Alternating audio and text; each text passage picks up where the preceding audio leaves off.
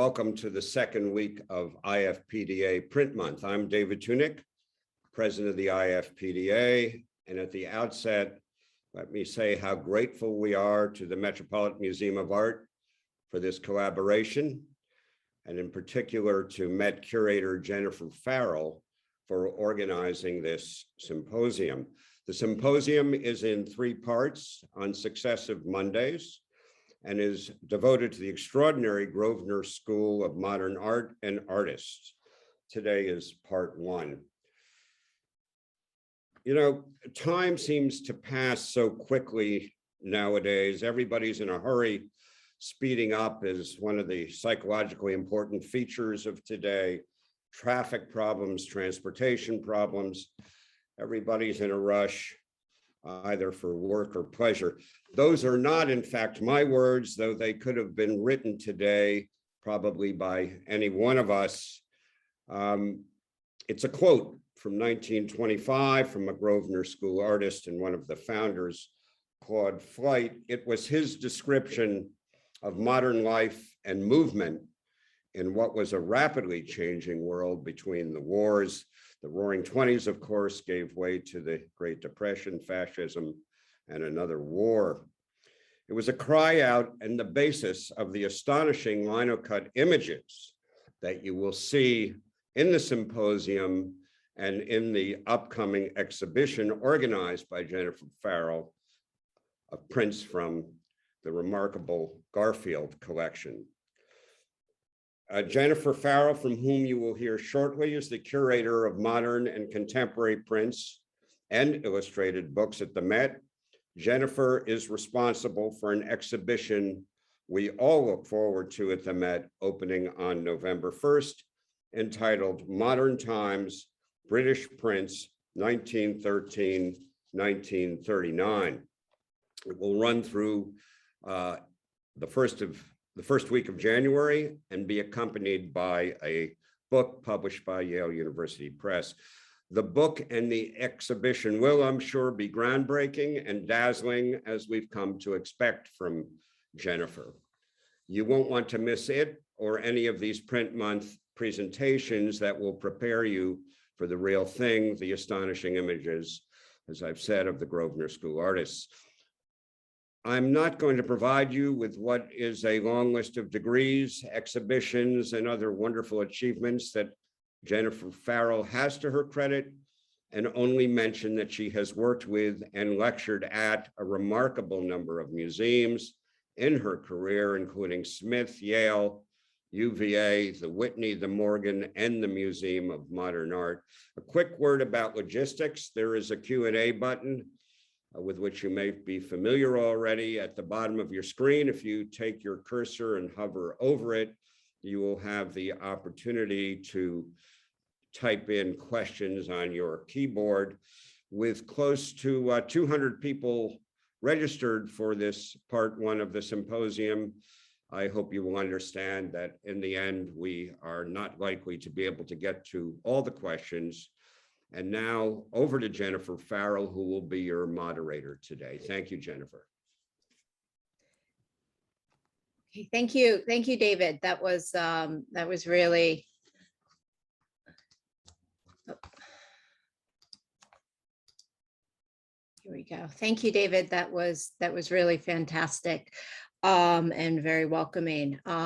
So I want to welcome everyone to our first talk. This is of the series, The Art of Today, Grosvenor School Linocuts and Their Legacy. As David mentioned, we'll have a series of talks this month, and we are very excited and pleased to partner with the IFPDA on this series. And I'm thrilled to welcome our very first speaker, which is Dr. Hana Leeper. Her work is really instrumental in understanding the Grosvenor School and the context in which they worked. Since 2017, Dr. Hana Leeper has been the John Moores Painting Prize Senior Lecturer and Development Manager at the Liverpool John Moores University, which is part of the Liverpool School of Art and Design. Before that, she was a Paul Mellon Center Fellow and one of the founding editors of the journal British Art Studies at the Paul Mellon Center at Yale University. Between 2015 and 2018, she was a guest lecturer on the Courtauld Institute of Art MA program and the art in the Yale program in London. She also lectured on English literature and art history at the University of Liverpool and at the University of Wolverhampton. Hana holds a BA in art history and English literature and an MA in cultural studies from the University of Leeds and a doctorate in British and European modernist art and culture from the University of Liverpool, with a dissertation on Vanessa Bell and the significance of form, about which I would really like to hear and read. She has given many talks and published numerous articles and books on a variety of topics. Dr. Leeper's research interests include, in addition to the linocut artists of the Grosvenor School, 20th century exhibition histories and artist networks, and theories of an artistic Middlebrow, as well as Vanessa Bell, Duncan Grant, and Virginia Woolf, Bloomsbury, the Omega Workshops, Alexander Calder, Lee Bonteque, Kurt Schwitters, and many other artists. She has long had an interest in the linocuts of the Grosvenor School and has written numerous fascinating and important articles and books on the subject, with a particular focus on the artistic philosophies and practices of Claude Flight, whom David quoted at the very beginning, and the work of Sybil Andrews. Her publications on the subject include Life in Linocuts, the printmakers of the Grosvenor School of Modern Art, which was published in the 2019 catalog, Cutting Edge, Modernist British Printmaking. Old Fashioned Modern, Claude Flight's Linocuts, and the Public Taste in the Interwar Period, published in Modernist Cultures in 2016. And the books, Sybil Andrews, Linocuts, a complete catalog, and Sybil Andrews and the Grosvenor School Linocuts, both published in 2015. Hana has also worked as a curator. In 2019, she curated a large-scale retrospective, Sybil Andrews, Art and Life, at the Glenbow in Calgary. Earlier, she contributed to the Vanessa Bell exhibition at the Dulwich Picture Gallery and the Virginia Woolf exhibition at the Tate.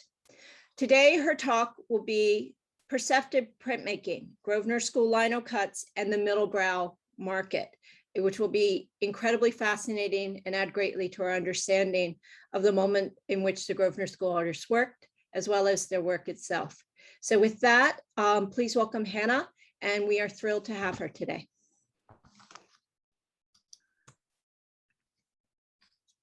Thank you so very much for that really warm and fulsome introduction, Jennifer. I'm just going to get my screen share up and let you see my presentation. I have to leave it in the smaller version because otherwise it obscures my notes. But if that becomes a problem, we can have the administrator share it. Just so let me know in the comments if it doesn't work for you. Just as a recap, so Claude Flight proposed that the linocut could revolutionise print ownership, and I find this a really fascinating idea.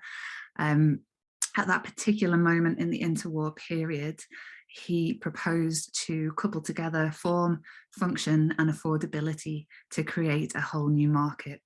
And this talk's going to explore those beliefs and how effective the work of the Grosvenor School artists actually became in generating an aspirational middlebrow market for what Claude Flight termed the art of today. We're going to have to go a little bit of a gallop, but do jot down any questions or points for discussion and we can look at them at the end. I am briefly going to, I think I've got a comment, let me just check that out. No, there we go, everything's fine. Briefly outline who I am and how my interest in Grosvenor School linocuts developed.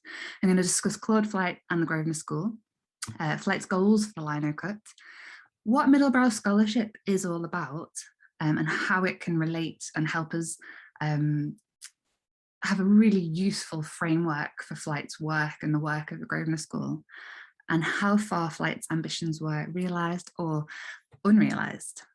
So very, very briefly, my work at Charleston involved working on an unseen archive of 8,000 works on paper. You can read about some of that at the Charleston Attic WordPress blog. I then worked on British art studies, which I mentioned because this is a sort of actively engaged art audience, and you might like to see. Yes, so British Art Study is just a great forum for both long form academic publications, but also very visually led articles. So if you ever have a spare 5 minutes, it really does have some beautiful content. Next slide, please, Sherry. This is an article that I worked on for the journal. There's a catalogue, an article and a film made with Judy Chicago and the Women's Art League about the famous women dinner service, again from the interwar period and really representative of a certain moment there. Next, please. As Jennifer mentioned, I am the John Moores Painting Prize Senior Lecturer and Development Manager. So this is just some of my work that I did at the Mellon Centre on the catalogues of the John Moores Painting Prize. Sherry, slide please. And a catalogue which you can access if you are interested in that exhibition. Next slide, please. More about the John Moores Painting Prize this year because of lockdown. It is completely digitised online. It's in the background to my my Zoom profile. So you're actually at the Walker Art Gallery in the John Moores Painting Prize now with me. And you can see the entire 2020 exhibition online. Next, please, Sherry. So on to the Grosvenor School. This publication from 2015 accompanied an exhibition at Osborne Samuel Gallery. You can access the catalogue online, which I don't think we will do now, but if you would like the link, we can leave that in the comments where you can see some of Andrew's work and some work by her colleagues from the Grosvenor School. Sherry, next slide, please. This is a screenshot of Sybil Andrews' Linocuts, a complete catalogue, also published in 2015. And this is my initial research on Sybil Andrews and the Grosvenor School. Slide, please, Sherry. As Jennifer mentioned, in 2019, there was an exhibition at Dulwich Picture Gallery. Sherry, are you able to access the link?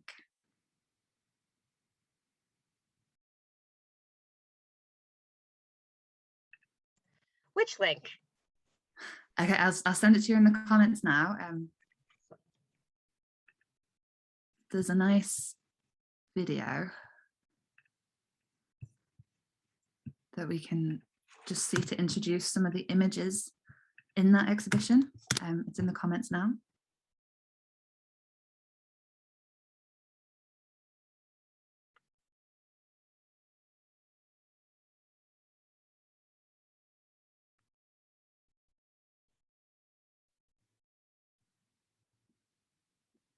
Are you able to share that, or should we skip that and the link to the video is in the comments now, so people, oh, you have it.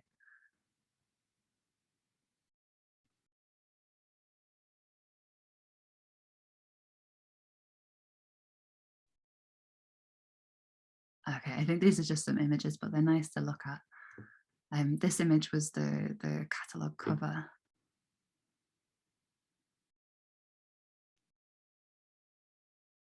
So you start to get a flavour of the way the linocuts are put together.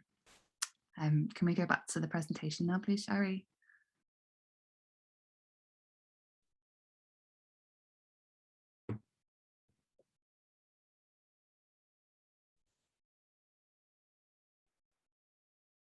And the next slide, thank you. And the next one, thank you. My work then took me to Calgary in Canada, where the repository of Sybil Andrews materials, both works of art, prints, and all of her personal papers, including things like membership cards, personal letters, diaries, are held, where I curated a large-scale retrospective exhibition of Andrews' work. And I really like this quote by Andrews: "It doesn't matter what happens to the work or picture afterwards. The only thing that matters is the doing of the work, that it should be done." It gives you a real sense of Andrews and this forthright attitude, and the way that it was the work that mattered to her. It wasn't the exhibiting, it wasn't the reputation, it wasn't the money, it wasn't the profile. It was all about rolling her sleeves up and creating in a very active sense. Slide, please, Sherry.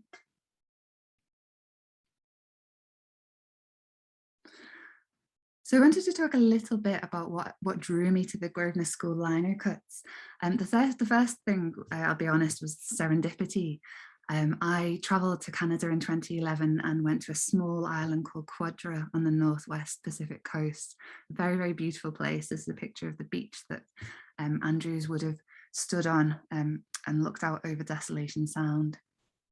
There I met one of Andrews' students called Richard Culver, who Andrews taught linocutting to a very few of her pupils, a sort of select few who she saw were not only really had great potential as artists, but who shared her attitude about work and her approach to work.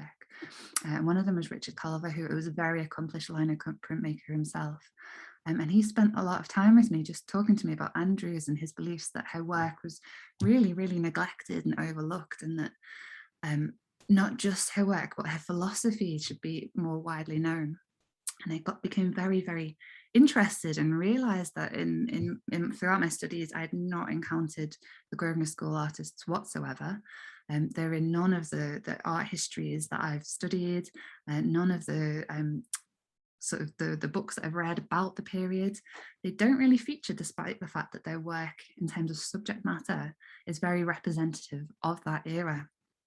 So that was a bit of a shock, and of course really attractive that, you know, there was very little scholarship in this area, but also a real sense that they needed to be brought to light, that they really offered some very exciting and quite radical views. And one of the things that I'm really interested in terms of my research portfolio is recognising value and promoting interest in works and approaches in which our tastes haven't necessarily been trained. And this is sort of that Middlebrow framework that I've mentioned. Next slide, please, Sherry. Next one. So this is a quote from the period, from 1934, from the interwar period. "The linocut enjoys a lowly position as the poorest of poor relations in the social register of art." And I just think it really sums up the attitude towards the linocut in terms of both how it was perceived in the interwar period and how it's just completely neglected from the art historical canon in terms of the British research that I have studied. And I began to think about the reasons why this was the case. So some of them are related to the medium itself. Linocut is seen as an educational tool rather than an art form in itself. And of course, prints are often seen as something that artists do in addition to their fine artwork or their real practice. And in the case of the Grosvenor School linocut artists, that's very much not the case. The linocut is their vehicle, it is their primary medium. It's also gendered, so many of the artists of the school were women. And in terms of scale, the works are quite petite. They're very much on a domestic scale, which is what Flight saw as one of their strengths. He wanted them to be able to sit comfortably in people's houses and not sort of overwhelm regular sized dwellings.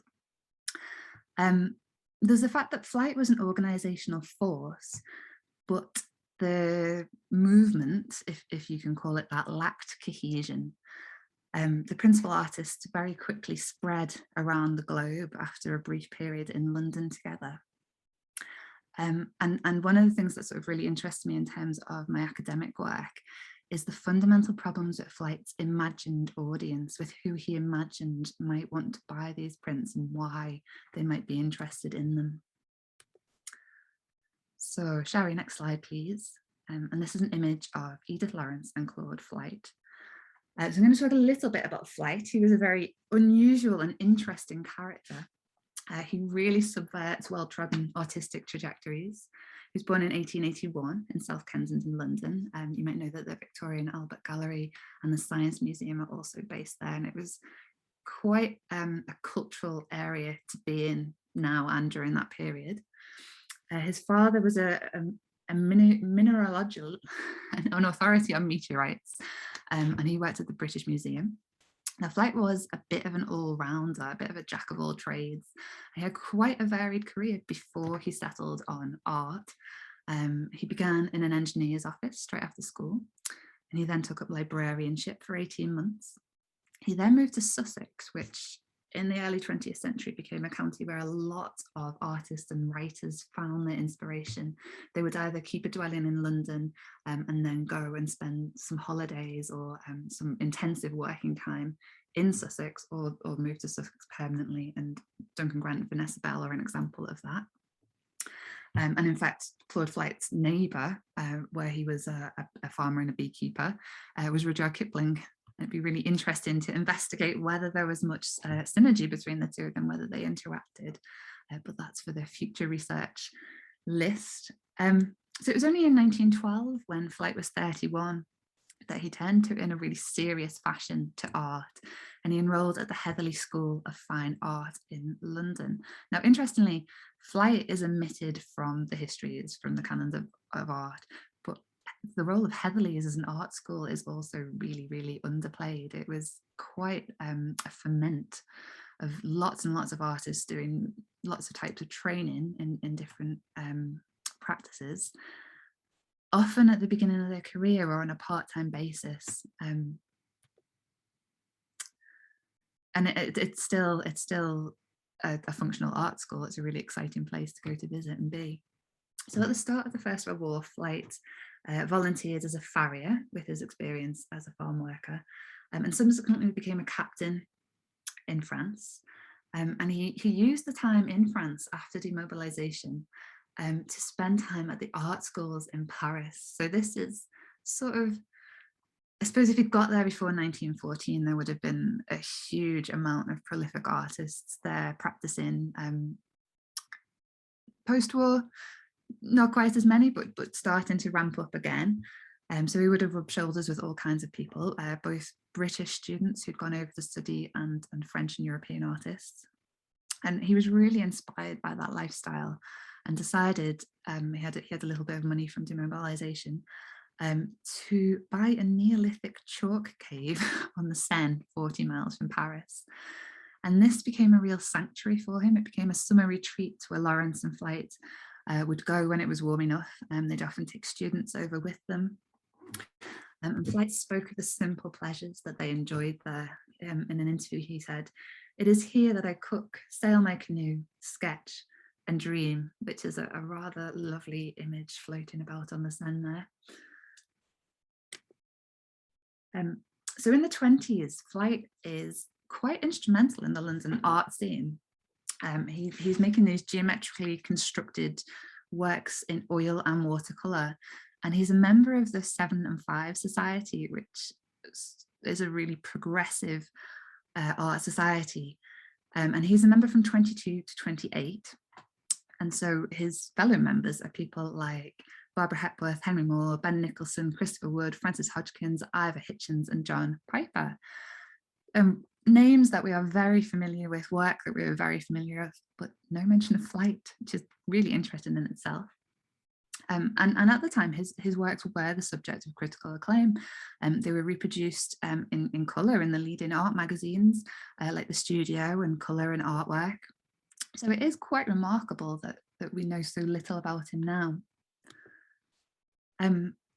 He met and married his partner, his wife, Claire James, at Heatherley's, and they married in Hampstead. Now that's important because Hampstead in the interwar period is an artistic hotbed. There's a really interesting book that talks about how younger artists moved from Bloomsbury to Hampstead, but again, no mention of Flight, but he's there, he's in the middle of it, it's where he's producing his work.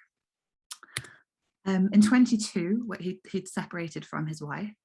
He met Edith Lawrence, and they met in Holland, in Beer. Lawrence was an exceptional artist in her own right. She had trained at the Slade School of Fine Art in London, unlike Heatherley is still very well known.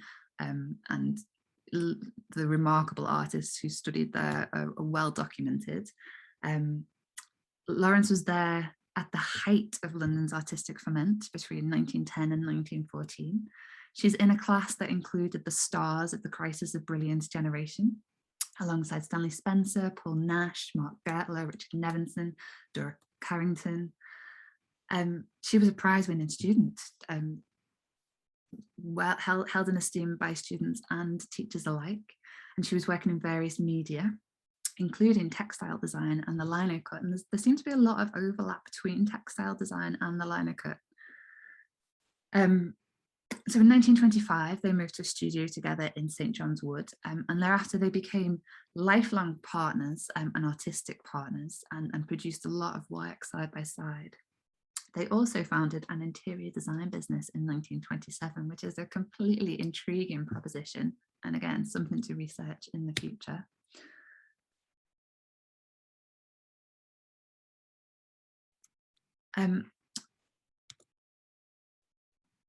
So in 1925, the former principal, co-principal of Heatherley's, Ian McNabb. Next slide, please, Sherry. Oh, here's one of Edith Lawrence's images, figures in a rowing boat signaling to a large ship. And you can just see the little figures in the bottom left-hand corner. It's a really intriguing, really clever work. And here we go. This is a wood engraving by Ian McNabb, who was a joint principal at Heatherley's whilst Sybil Andrews and Cyril Power were studying there. And he decided that he was going to found the Grosvenor School of Modern Art in Pimlico. He was a really talented wood engraver, but I think really, really nicely, he's also been remembered as a really sympathetic and forward-thinking teacher.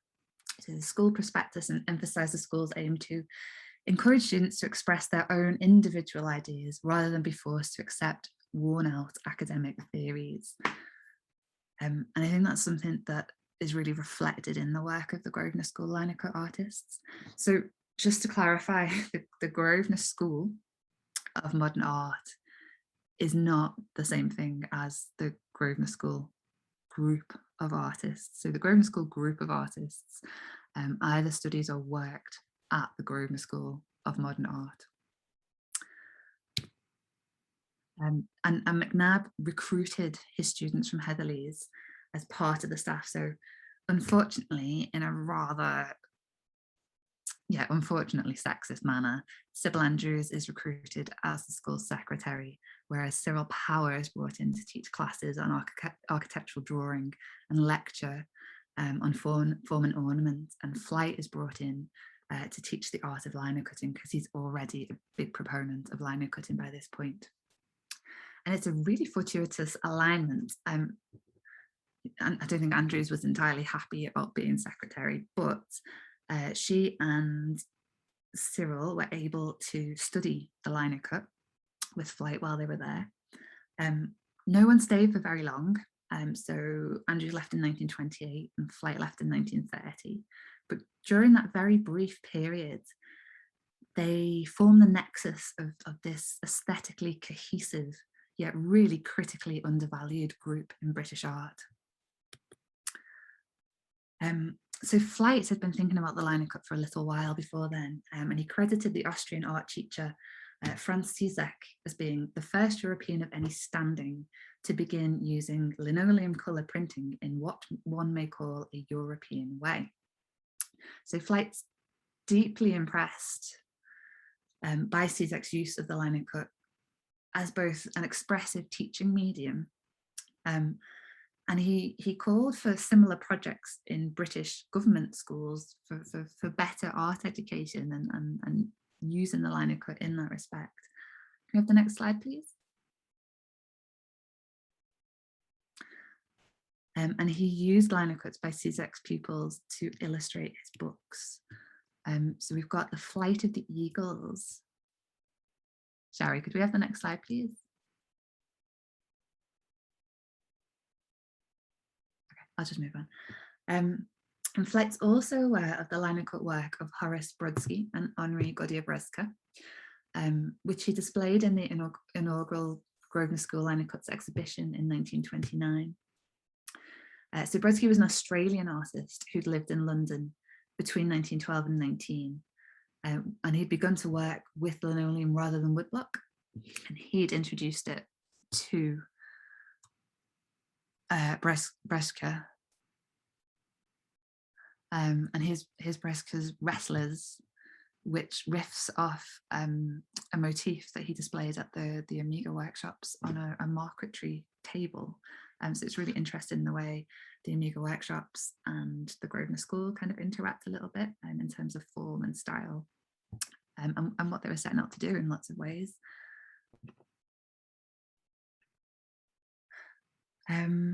So Flight subsequently published 2 books dedicated to the art and theory of the linocuts. The first is Linocuts, a handbook of linoleum colour printing, which was in 1927. And the second was The Art and Craft of Linocutting and Printing in 1934. And in each book, he advocates really strongly for the accessibility of the medium to a broad brow audience, and as a tool of creative art education. And he believed that these multi-run works, so the linocut the Grosvenor School linocut artists tend to produce runs of 50 or 60. And he thought that that would be able to make the linocut prints accessible. To the sale of the prints can be at a price within the possibilities of the smallest purse, and that due to their size, such pictures are entirely suitable for the rooms we live in. Sherry, slide please.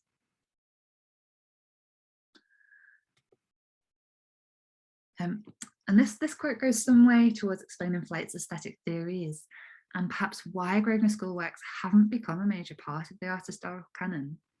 It conveys his yearning to enact radical aesthetic overhaul in a medium seen as a small-scale poor relation or teaching tool.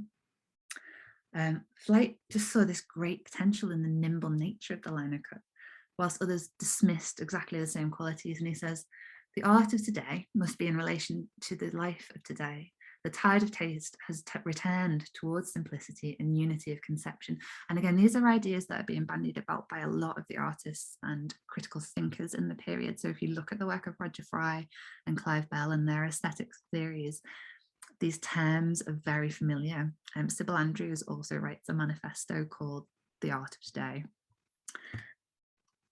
So simplicity and unity of conception towards an interpretation of the artist's experiences instead of representation of accepted facts, and towards an ordered arrangement of form and colour representing an artist's analysis of some aesthetic emotion he has experienced. So aesthetic emotion is pretty much lifted straight from Bell. Next slide, please, Sherry.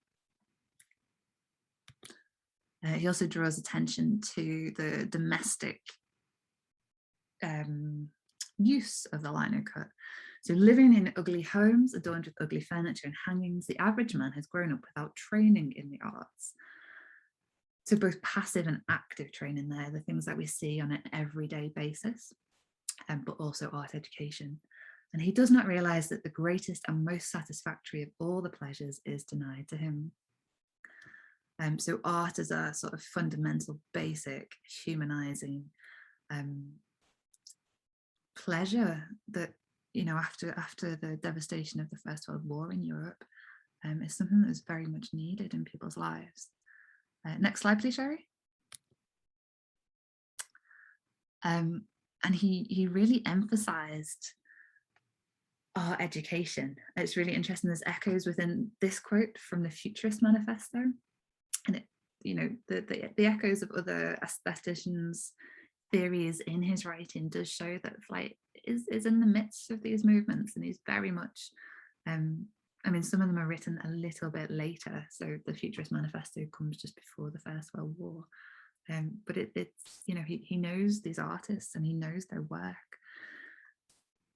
So he says that only by some drastic change in the education of the young can we make the art at our time as vital as the art of any of the great ages of history.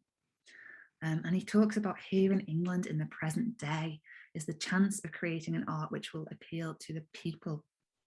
And he sees the linocut as the vehicle to do this. He sees the lino as just the perfectly formed way of bringing art to the people.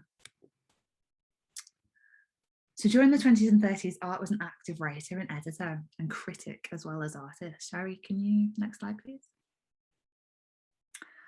And he has some other publications here. I'm not going to look at them right now because I'm aware that time is pressing on.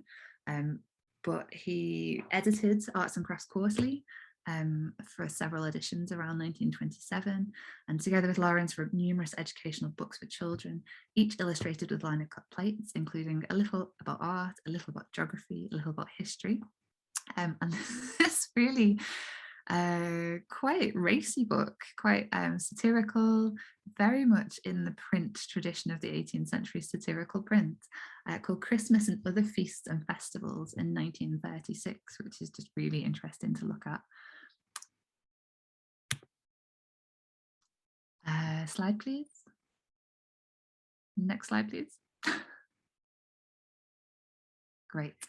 Okay. I'm going to race on a little bit. And I'm going to start to talk about Middlebrow and Flight's Average Man. So Flight conceived of the linocut as an art form that could be relevant and exciting and tantalizing for a broadbrow audience. And in his writings, he refers to this audience as the average man or the people. But he's a little bit unspecific about that, and that becomes problematic. He saw that linocut sales could benefit people of average incomes who could gain fulfillment through owning affordable prints with relatable subjects. Artists would benefit from regular sales, was a big part of it. And he had this sort of grand theory that the arts could really flourish through the inception of lending libraries. This is a really nice idea. And secondary education programs and exhibitions. He held exhibitions in cinemas and had ideas for them in bus stops and places that people would see. So he stated that he wanted to sell to consumers of mass culture with average incomes who are priced out and alienated from the fine art market. But perhaps mistakenly, he viewed these consumers as aspiring to emulate the highbrow rather than as having their own particular tastes and values. So he was a little bit out there. He said that he wanted the art to be available at a price which is equivalent to that paid by the average man for his daily beer or weekly cinema ticket. But again, cinema going in the 1930s was really widespread, so it was popular across ages, across genders, and across income brackets. And Flight never never defined the socioeconomic status of this average man. So he remains a sort of figment of Flight's imagination to an extent. He's just a vague and nebulous concept. And this imprecise definition of that market that he hoped that the linocuts would be bought by is sort of matched by his imprecise understanding of who that market is and what that market could be. And that is where Middlebrow Studies comes in and provides this framework for us to take another look at the Grosvenor School linocuts. Shari, can you slide me, please?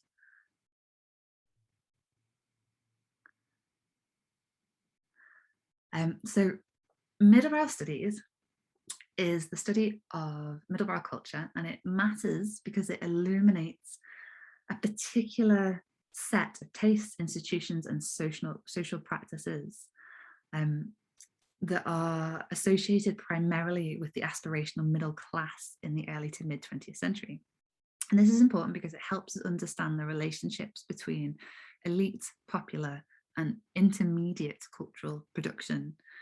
So it matters especially now because the emergence of Middlebrow cultural products in the decades following the First World War was a result of technical innovations in printing, distribution, recording, and broadcasting. So this can relate directly to our own time, since the internet's not only resulted in a vast renaissance of cultural production, but it's also generated new internationalized audiences and interpretive communities, which echo the Middlebrow cultural formations of the earlier 20th century.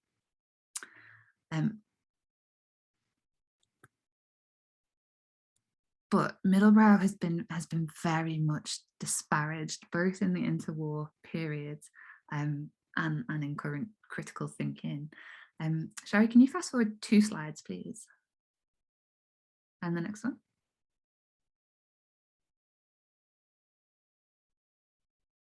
Can you go to the next one, please?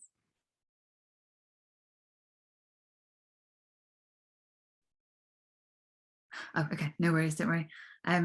So there's some really interesting definitions of it. The last one's quite funny. The BBC claimed to have discovered a new type, the Middlebrow. It consists of people who are hoping that someday they will get used to the stuff they ought to like. And Virginia Woolf is particularly disparaging of the Middlebrow. She calls them the go-between, the busybodies who run from one to the other with their tittle-tattle and make all the mischief, the Middlebrows. But what, may you ask, is a Middlebrow? And to tell you the truth, there is no easy answer. They are neither one thing nor the other, and this is something that she repeats a few times throughout her critical writing. They are not highbrows whose brows are high, nor lowbrows whose brows are low. And Virginia Woolf can get on with both the highbrows and the lowbrows, but when one particular critic suggests that she might be middlebrow, she threatens to stab him in the heart with her pen because she's so offended by the notion that she's seen as neither high or low, but somewhere in the middle. However, the Grosvenor School linocuts do occupy that space. They embody the everyday experiences of British life in the interwar period, in the middle of two wars. Despite their undeniable richness, variety, and historical poignancy, they were forgotten for most of the following century and are only beginning to be recognised by art historians, although the commercial market has been much more perceptive, and probably since the 1970s interest has been generating in the market since then. So the relatively recent sort of development of Middlebrow studies actually helps us to articulate the vital cultural charge carried by the Grosvenor School movement and Flight's theories about the potential of the linocut as a radical artistic phenomenon. Shall we next slide, please? And the next. So the big question is, did Flight's plans succeed? So to summarise my understanding of Flight's position, he proposed that as a comparatively new art form, the linocut medium held this great potential charge for forging a new relationship between the interwar public and contemporary art. So to create a closer relationship between audience and contemporary art. And he theorised that the linocut was particularly suited for the mass market or average man because it was relatively small and relatively cheap. In addition, the subject matter was chosen by Grosvenor School artists, often focused on scenes of contemporary public life, from manual labour to recreational sports, mass spectator events to commuter experience. And in some ways, Flight misses the middle. He goes for highbrow aspiration for art ownership with lowbrow activities, and somehow overlooks that there's a middle ground that they could be brought together on, and slightly misunderstands who that audience could be.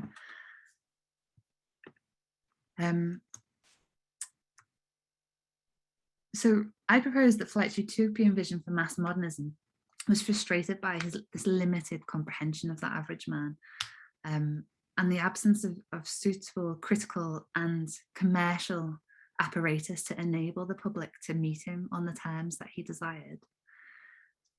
What also didn't help was the disbanding of the Grosvenor School artists. They all went their separate ways around the globe after 1930.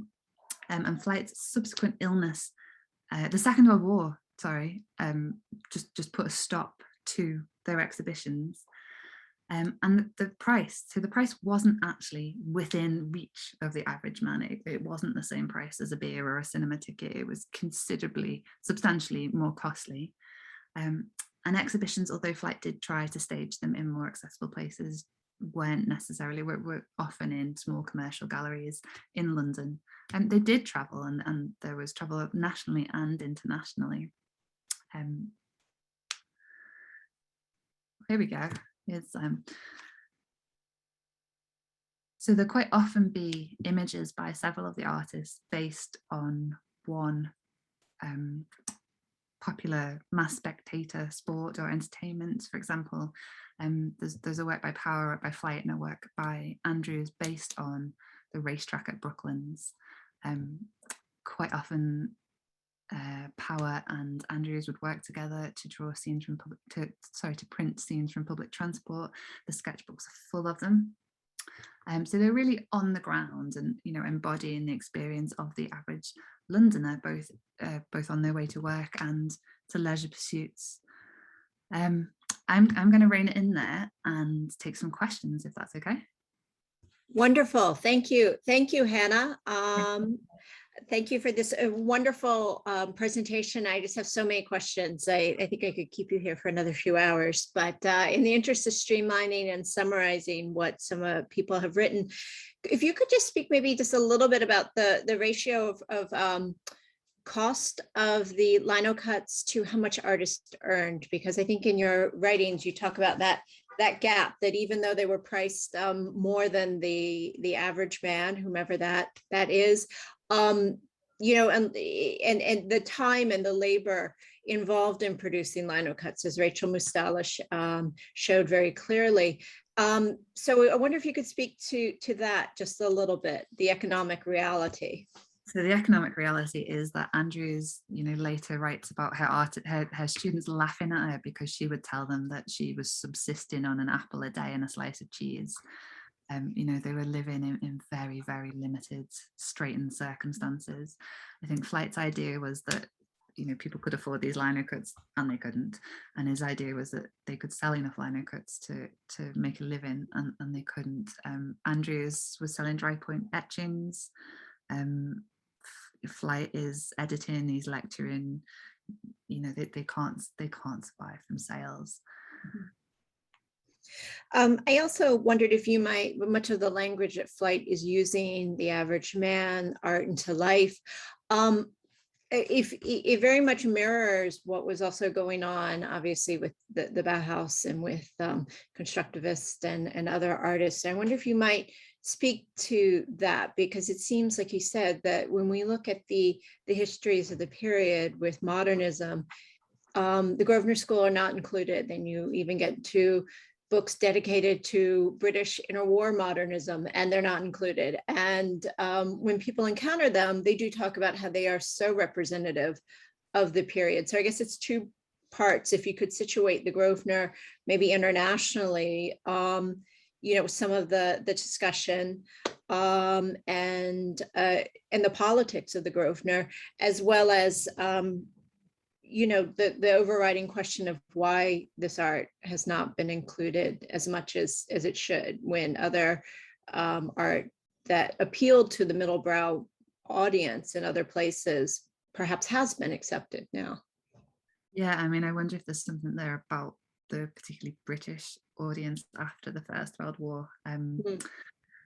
But yeah, they relate so closely to many of the things going on in Europe. So I'm going to say this wrong, but De Broek in the very early 1900s, experimenting with linocut.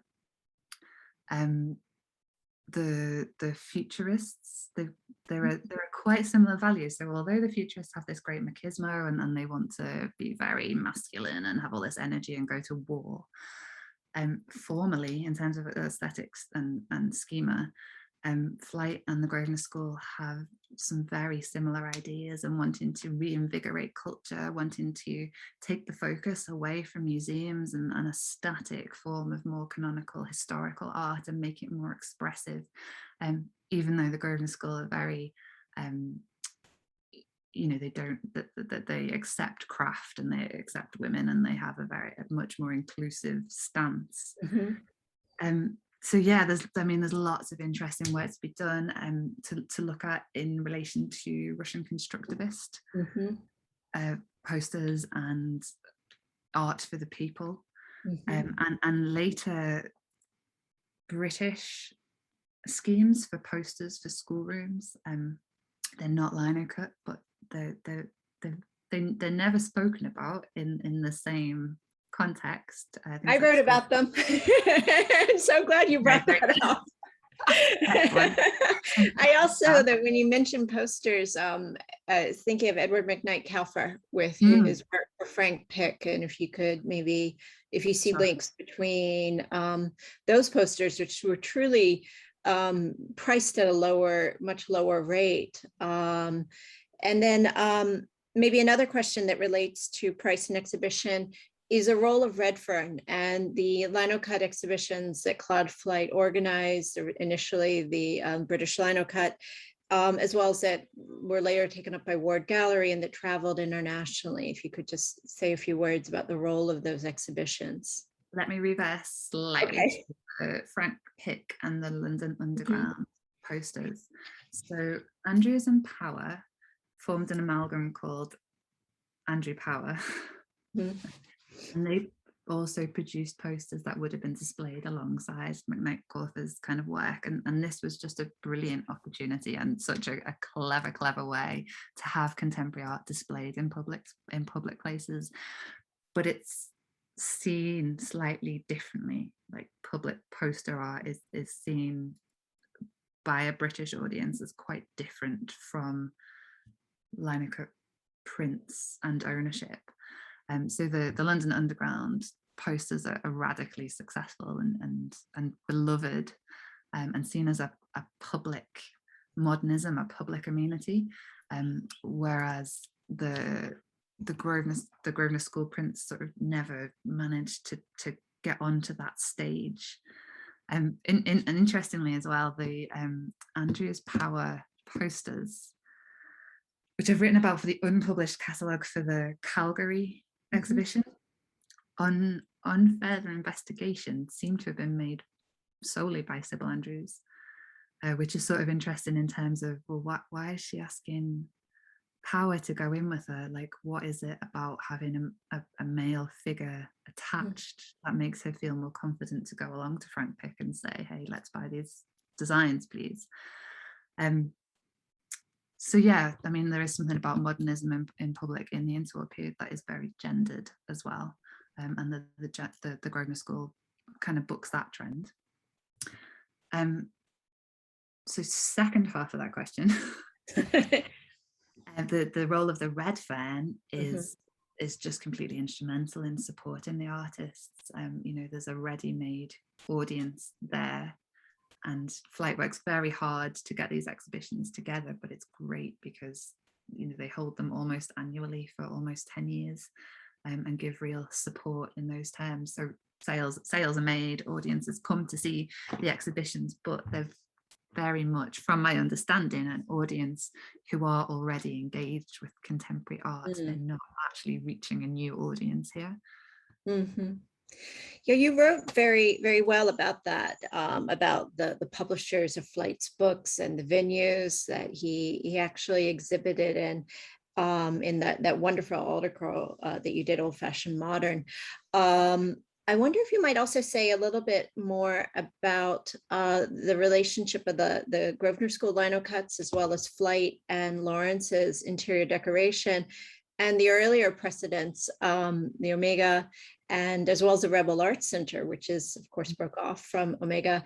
And then, of course, the contemporary, maybe slightly later, you know, the Bauhaus or some of the other art schools. So that idea of art consisting not just of, you know, the fine arts, but going into decoration and other such directions. Sure. So there's just real crossover between the aims of what these groups of artists are intending to do, and the sort of principal figures there. So they haven't taken this very far, but you could look at Roger Fry and Flight as similar kinds of figures. You know, they're working really hard, not only for themselves and not only for art and the public, but also to look after these emerging artists and to provide an audience for them, to provide an outlet for them, to provide an income for them, in what are often very difficult circumstances. And there's a real emphasis on design. So that, you know, those kind of writings about form, about color, about line, about expression, and about the aesthetic emotion that can be understood by everybody. You don't need a huge amount of training. You don't need the historical knowledge or the mythological knowledge. You can look at a work of art and be moved by it simply because the artist has embedded their own expressive feeling, emotion within it. I think there's a lot more work to be done. I mean, the Grosvenor School have been so left out and taken, that they're not contextualized within these histories and within these movements, but they relate so closely to the aspirations and the designs of them.